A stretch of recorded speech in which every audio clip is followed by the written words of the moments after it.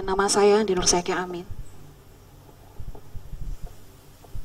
Saya bukan dokter, saya dari kesehatan masyarakat.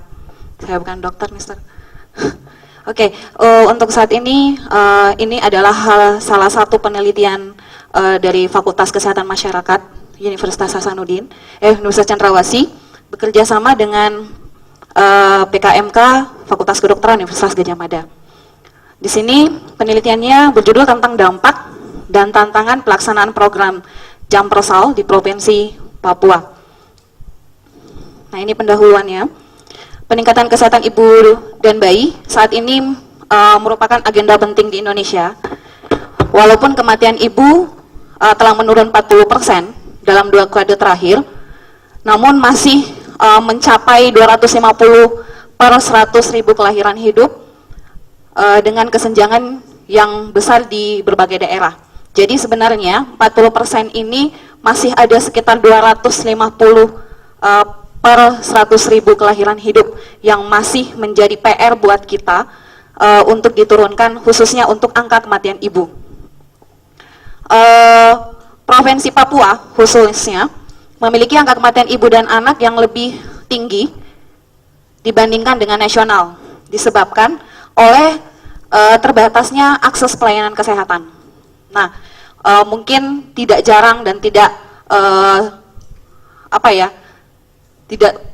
gampang lah pernah didengarkan bahwa selama ini memang Papua lah yang paling tinggi angka kematian ibunya. Kenapa? Aksesnya khusus untuk pelayanan kesehatan masih sangat minim. Tuh. Nah, penelitian ini tujuannya adalah untuk melihat dampak program Jampersal terhadap cakupan kesehatan ibu dan anak, serta untuk melihat tantangan dan kesempatan dalam implementasi program Jampersal yang nantinya atau pada tahun ini akan masuk dalam satu program, yaitu JKN. Nah, selanjutnya ingin melihat sampai di mana sih kesiapan dari SJKN tahun 2014 ini yang juga memuat layanan untuk kesehatan ibu dan anak. Apakah dengan bergabungnya Jampersal ke dalam SJKN mampu menurunkan angka kematian ibu dan anak? Metode penelitian yang kami pakai itu adalah metode penelitian cross-sectional, menyatukan antara penelitian kuantitatif dan kualitatif. Nah, ini hasil penelitian. Ini saya berikan gambaran secara umum untuk Provinsi Papua, 2 lokasi yang dijadikan sebagai sampel dalam penelitian, yaitu Kabupaten Jayapura dan Kabupaten Merauke. Untuk Kabupaten Jayapura, ini adalah gambaran umumnya, bahwa Kabupaten Jayapura itu terdiri dari 19 distrik, 5 kelurahan, dan 139 kampung. Angka kematian bayi untuk tahun 2012 masih sebesar 23 per 1000 kelahiran hidup atau 7,6 per 1000 kelahiran hidup. Sedangkan untuk angka kematian ibu itu sebesar 4 per 100.000 kelahiran hidup.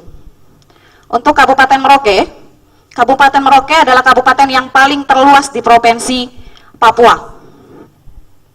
Dia terdiri dari 21 distrik, 166 kampung. Dan angka kematian ibunya masih sangat besar dibandingkan dengan Kabupaten Jayapura.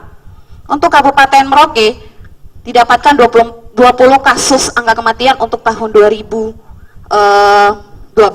dan kematian bayi masih tinggi sebesar 45 kasus. Nah, ini untuk cakupan untuk layanan asuhan antenatal. Di sini untuk cakupan Jampersal untuk layanan antenatal care bagi bumil, di sini kenapa angkanya kosong? Karena untuk pelayanan ANC itu masih sangat kurang di Papua. Bahkan sama sekali tidak ada pelayanan ANC. Nah, di sini saya memberikan gambaran bahwa kenapa sih ada permasalahan tersebut. Penyebab utamanya yang pertama adalah kurangnya fasilitas kesehatan. Itu serta masih kurangnya kesadaran masyarakat dalam memeriksakan diri. Jadi untuk Provinsi Papua, ibu-ibu itu datang ke puskesmas pada saat dia mau melahirkan saja. Ya.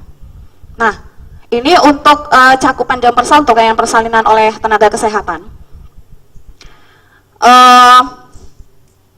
Di sini pun masih jauh dari optimal ya. Untuk cakupan Jampersal untuk layanan postnatal khususnya bagi bumil tanpa jaminan itu sekitar 70% untuk Kabupaten Jayapura, dan Kabupaten Merauke masih sangat minim, itu sebesar 39%. Untuk cakupan postnatalnya masih sangat minim. Dari jumlah yang kami kumpulkan sampelnya untuk klaim Jampersal, dari 1840 masih 20%. Jadi masih kurang 80% yang tercover dalam suatu program jaminan. Kabupaten Merauke untuk klaim yang kami kumpulkan itu sebesar 95 klaim, hanya 1% yang menggunakan postnatal care. Nah, untuk tabel paket pelayanan yang diterima. Nah, untuk pelayanan lengkap untuk KB, ANC, PN, KF, KN, dan KB itu kenapa kosong? Karena untuk pelaksanaan program Jampersal, tidak semua paket pelayanan yang di-cover dalam Jampersal itu diberikan kepada masyarakat. Bahkan yang di-cover untuk kabupaten, khususnya untuk Kabupaten Jayapura dan Kabupaten Merauke, yang dimasukkan dalam klaim itu hanyalah persalinan saja. Sedangkan untuk pemeriksaannya itu masih sangat minim. Bahkan untuk Kabupaten Merauke sendiri, ANC dan lain-lain itu tidak masuk dalam pelaksanaan program Jampersal, tapi diklaim di jaminan yang lain. Itu. Nah, sedangkan untuk pelayanan KB Pascasalin, kenapa kosong? Karena untuk Provinsi Papua, khususnya untuk Kabupaten Jayapura dan Kabupaten Merauke, masih sangat minim KB Pascasalin. Bahkan sebagian besar ibu-ibu tidak mau melaksanakan KB Pascasalin. Oke, ini untuk data kualitatif yang kami kumpulkan. Jadi beberapa permasalahan yang kami dapatkan atau beberapa kendala dari segi rekrutmen, untuk tenaga kesehatan yang bekerja di instansi pemerintah semua tercover dalam dan wajib melaksanakan program Jampersal. Tapi untuk tenaga kesehatan di swasta itu diperlukan MOU. Namun sampai saat ini terakhir data 2012 tidak ada bidan maupun dokter praktek swasta yang mau tercover dalam program Jampersal. Itu. Terus selanjutnya itu sistem reimbursement. Sebenarnya tidak ada batasan dalam hal pemasukan, kapan klaim masuk, kapan klaim dibayarkan. Tapi yang menjadi permasalahan di sini adalah klaim itu terlambat dibayarkan dari pemerintah. Terkadang sampai tertunda 1 tahun belum dibayarkan klaim tenaga kesehatan, dan ini yang menjadi masalah dalam hal pembiayaan kesehatan. Tuh. Kalau proses rujukan itu semua berjalan dengan baik, mulai dari puskesmas sampai ke rumah sakit. Tapi yang menjadi unik untuk Papua, khususnya orang dirujuk bukan karena memang dirujuk akibat fatalnya sebuah penyakit, tapi karena keinginan pasien tidak mau dilayani di puskesmas, lebih cenderung mau dilayani di rumah sakit. Gitu. Terus untuk aliran dana, kenapa saya lebih menekankan ke Kabupaten Merauke? Untuk Kabupaten Jayapura masih lebih mudah untuk aliran pendanaannya, karena setiap dana yang diturunkan oleh pemerintah pusat itu langsung masuk ke kas Dinas Kesehatan dan bisa langsung digunakan oleh tenaga kesehatan atau langsung bisa dibayarkan klaimnya. Sedangkan untuk Kabupaten Merauke itu harus masuk ke kas daerah dulu dalam bentuk APBD. Setelah masuk di kas daerah dalam bentuk APBD, dianggarkan lagi dalam bentuk DIPA. Jadi prosesnya panjang. Itu.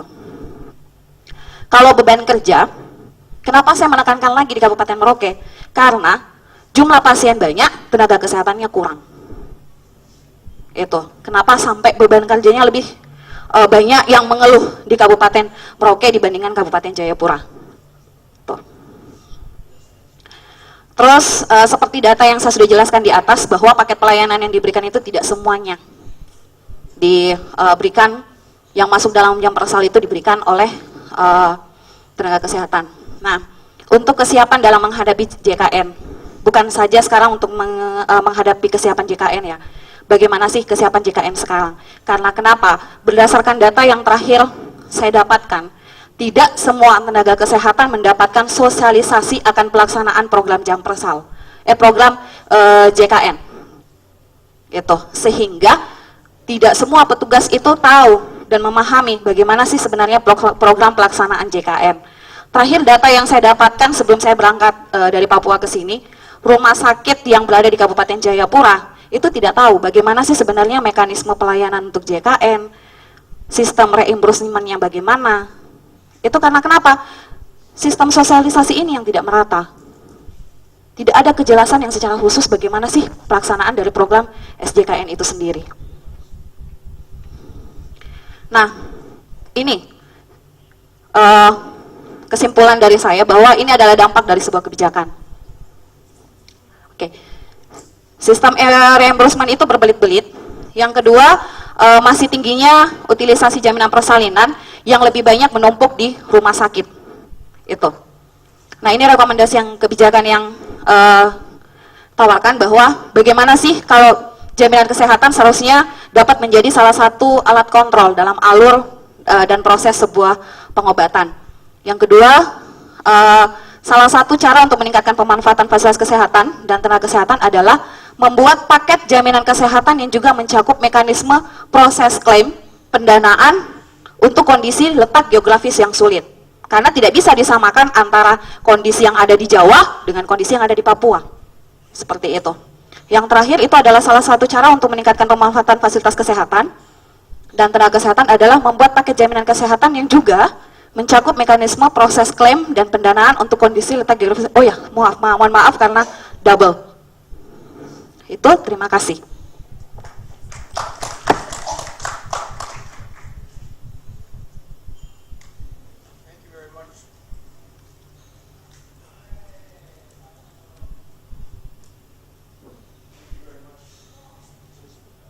Thank you very much, Dr. Nurzakaya. Excellent presentation. So, she brought out many issues here, many issues, and I'm kind of sitting there thinking to myself, where do you start?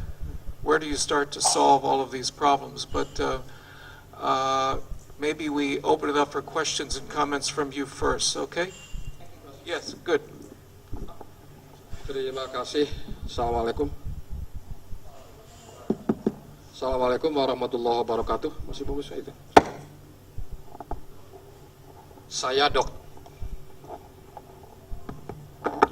Assalamualaikum warahmatullahi wabarakatuh.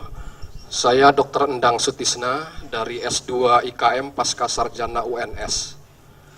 Mohon maaf keempat dari Uncen, ya saya hanya sedikit meluruskan saja bahwa angka kematian ibu sekarang berdasarkan SDKI 2012 adalah 359 per 1000 kelahiran hidup.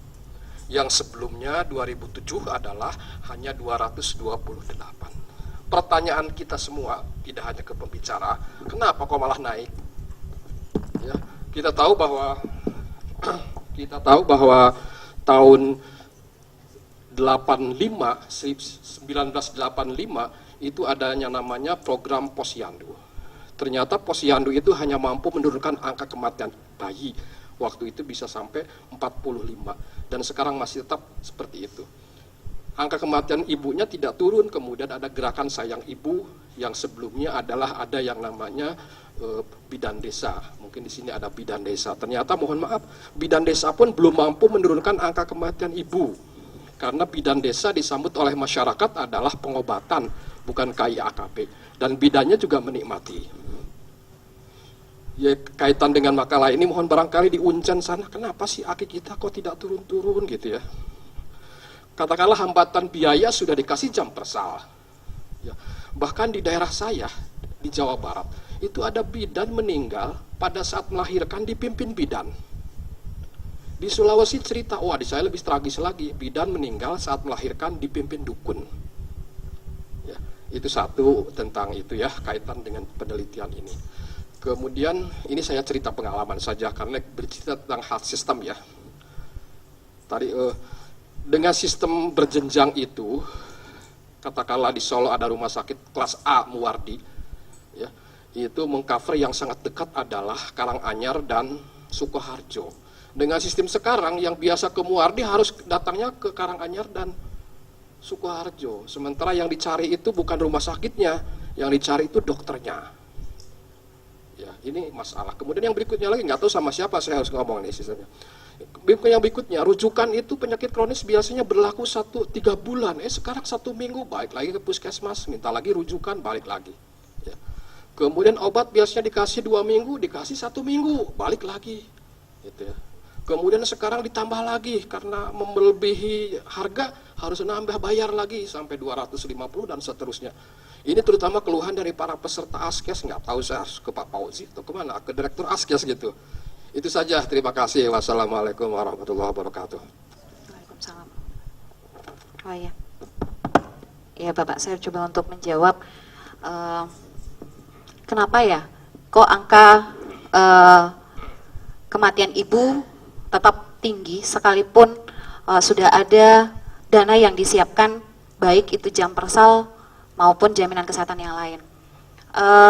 Untuk saya berbicara untuk daerah saya Pak ya, karena saya lebih menguasai daerah saya. Untuk daerah Papua, kenapa angka kematian ibu itu masih tinggi? Satu, fasilitas kesehatan itu masih jauh dari masyarakat, itu yang pertama. Yang kedua, masih adanya faktor budaya. Kalau kami di Papua masih ada faktor budaya, ibu bersalin tidak boleh berada di dalam rumah. Itu adalah data yang kami dapatkan setelah kami turun ke lapangan, bahwa ibu itu tidak boleh melahirkan di rumah dan bisa masuk ke rumah setelah ari-ari dari anak itu putus atau lepas. Jadi bisa sampai 20-30 hari beliau ada di luar dari rumah itu. Dan ini menjadi PR buat kita. Jaminan bukan hanya memberikan jaminan saja, tapi sebagai kontrol supaya betul-betul dana yang diberikan ini digunakan untuk memberikan pelayanan kepada ibu supaya dia mau dekat ke vaskes gitu. Dan selanjutnya rujukan ya. Nah ini juga mungkin bisa menjadi sebuah kebijakan ke depannya untuk SJKN. Saya pun juga merasakan bahwa rujukan itu selalu berjalan berdasarkan keinginan pasien. Nah sekarang seharusnya rujukan dibuat berdasarkan dari tingkat kesulitan sebuah penanganan pelayanan kesehatan. Itu. Masih ada lagi nggak Pak pertanyaannya? 2 aja ya Pak ya? Terima kasih banyak Bapak, 100 ya.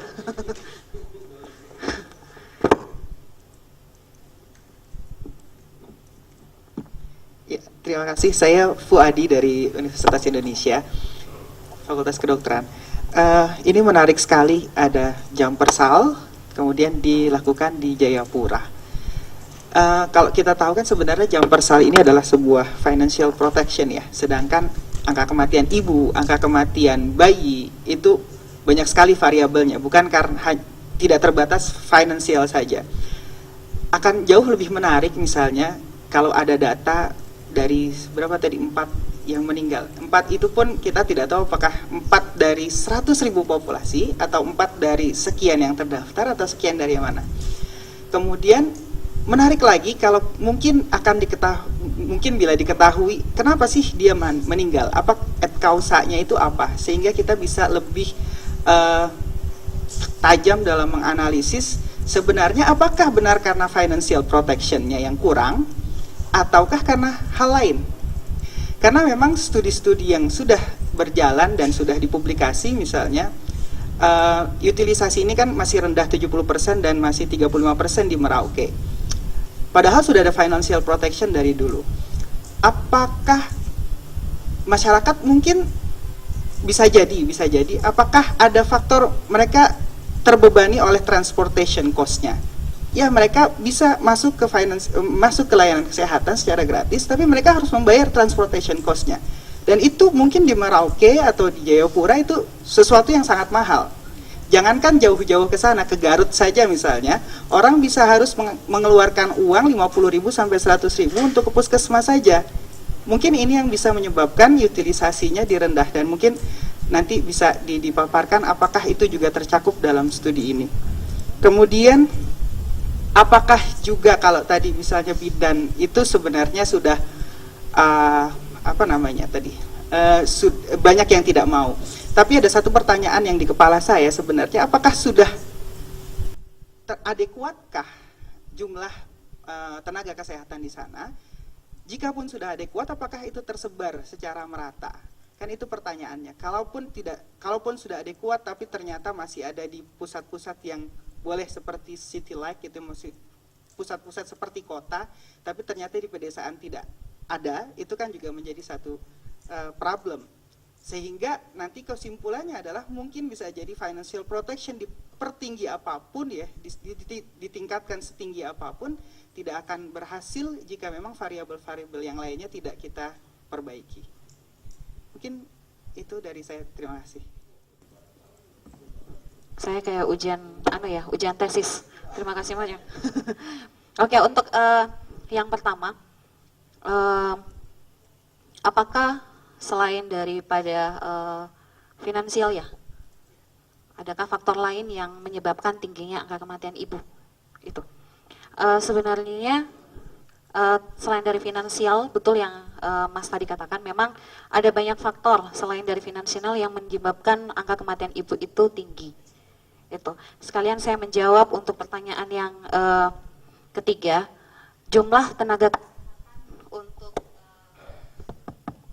tenaga kesehatan untuk Provinsi Papua itu tidak tersebar secara merata.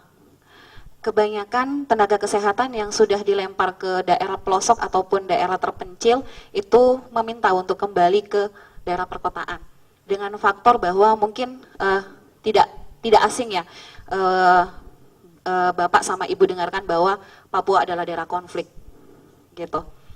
Ada unsur ketakutan dari tenaga kesehatan berada di suatu lokasi di Papua dengan daerah konflik yang berada di sana, sehingga tenaga kesehatan itu kurang untuk daerah terpencil. Itu mungkin salah satu faktor. Yang kedua adalah faktor transportasi.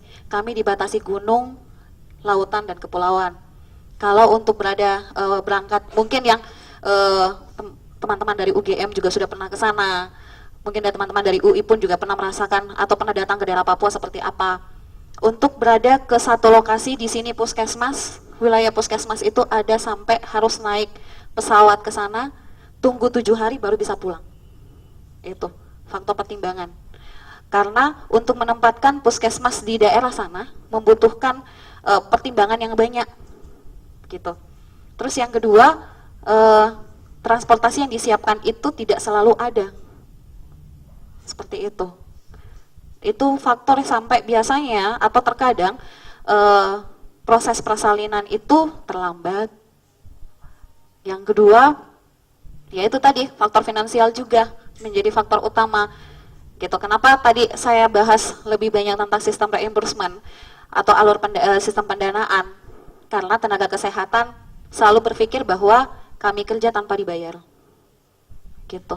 Nah, itu yang banyak keluhan sampai terkadang keluarganya pun tidak membiarkan tenaga kesehatan itu memberikan pelayanan kepada masyarakat. Itu. Terus yang kedua, apa tadi ya? Nakes. Kalau nakes itu pun juga sudah terjawab ya, tidak tersebar secara merata untuk daerah Papua. Mungkin Jayapura itu karena dia masih berada di daerah perkotaan dan masih bisa dilalui oleh transportasi darat, itu masih bisa. Tapi untuk daerah Merauke masih sangat kurang sekali. Itu. Oke, terima kasih.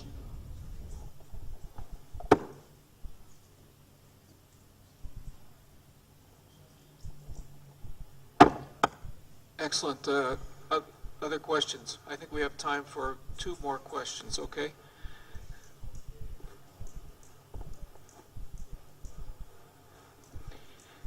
And thank you, Ms. Nurzakaya, for being tested, okay? I think we're all learning from each other because of your being tested.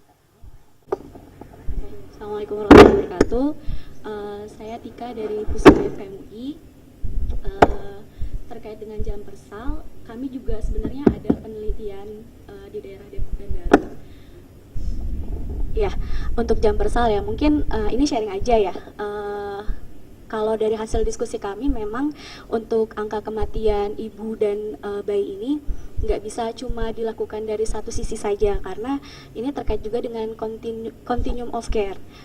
Ketika salah satu itu diputus, maka mungkin akan ada yang bolong di satu sisi, seperti itu. Jadi Kayak misalkan, oke, jam persalnya secara tadi kan Mbak juga bilang ya, ada benefit package yang nggak di cover kayak gitu. Mungkin harus dilihat juga dari perdanya, karena jam persal itu kan tadi Mbak juga bilang kalau misalkan jam persal itu masuk ke dana dinas. Terus bagaimana juga fasilitas rumah sakitnya, kualitasnya sudah terjamin atau belum. Terus aksesnya tadi Masnya juga bilang kalau misalkan bagaimana transportasinya dan lain sebagainya. Jadi mungkin kalau misalkan tadi dibilang masyarakatnya nggak mau datang ke fasilitas kesehatan, ya mungkin karena memang fasilitas kesehatannya tidak bisa dijangkau seperti itu. Kalau misalkan ada satu kondisi di mana akhirnya tenaga kesehatan itu yang mendatangi masyarakatnya. Jadi dibandingkan mereka harus datang ke fasilitas kesehatan, akhirnya tenaga kesehatannya yang datang ke masyarakat seperti itu. Mau nggak mau seperti itu, karena memang kondisinya hampir sama seperti itu. Ini sharing aja. Terima kasih.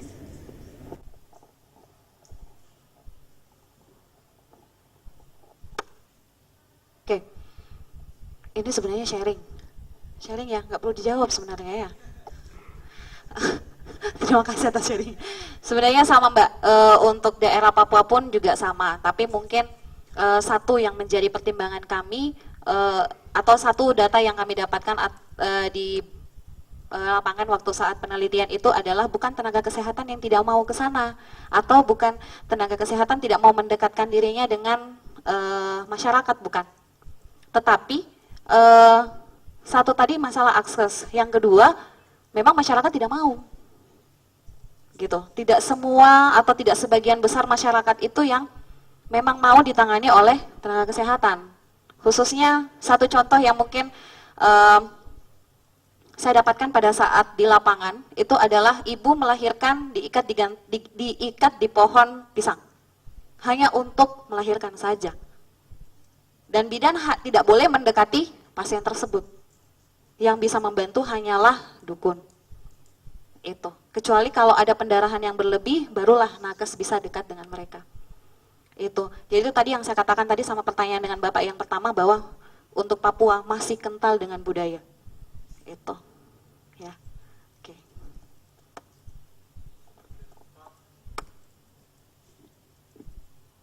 Selamat siang, Bu. Siang, Bapak. Saya Edi dari Jakarta. Suara saya kencang, tenang aja.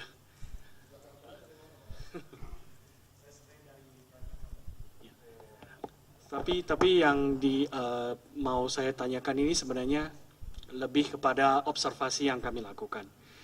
Dari paparan yang Ibu berikan tadi, di sini banyak rekomendasi ya.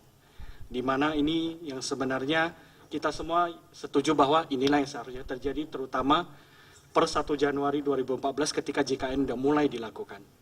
Apa yang Ibu presentasikan yang didapatkan faktanya itu dengan seyogianya begitu JKN itu dilakukan harusnya begitu. Tapi begini, mungkin saya lebih memilih untuk begini, karena begitu banyak pihak yang menjadi agak marah karena boleh dibilang di dalam implementasinya JKN ini kan banyak sekali chaos ya. Gak usah sampai ke Papua, koreksi saya kalau saya salah, di Jakarta saja sistem rujukan itu sendiri sudah amburadul. Jangan jauh-jauh di Papua deh, yang di depan kita saja sistem rujukan itu amburadul. Terus ada terkait juga tadi pemaparan oleh Pak Fauzi juga, sebenarnya saya mau tanya cuman tadi karena ditutup kuotanya. Sebenarnya yang namanya pendanaan kapitasi itu sendiri terkait dengan JKN ini, apakah juga akan berdampak kepada yang tadi analisis bottom up yang selama ini puskesmas eligible untuk menerima, yang dimana itu digodok sangat birokratif dan berdampak kepada tunggakan itu segala macam. Nah, pertanyaan saya, sebenarnya bukan pertanyaan saya, untuk lebih kita diskusikan, berdasarkan pengawatannya Ibu, ini kan kalau dari pemaparan Ibu itu ada semacam kekesalan ya, karena ini di depan mata nyata sekali ke amburadulnya, dan terlebih lagi JKN udah dilakukan, udah mau 1 bulan, tapi kok kekacauan ini tetap saja, bahkan banyak sekali pihak yang menjadi kecewa dan marah. Kira-kira nih, seberapa, karena konteks kita ini adalah Indonesia Health Economic, right?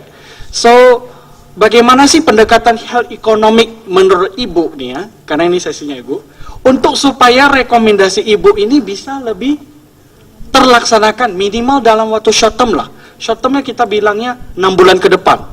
Ini karena rekomendasi is a recommendation, tapi karena kita ada semacam approach yaitu health economic, bagaimana Ibu mengkorelasikan health economic approach dengan rekomendasinya Ibu di sini.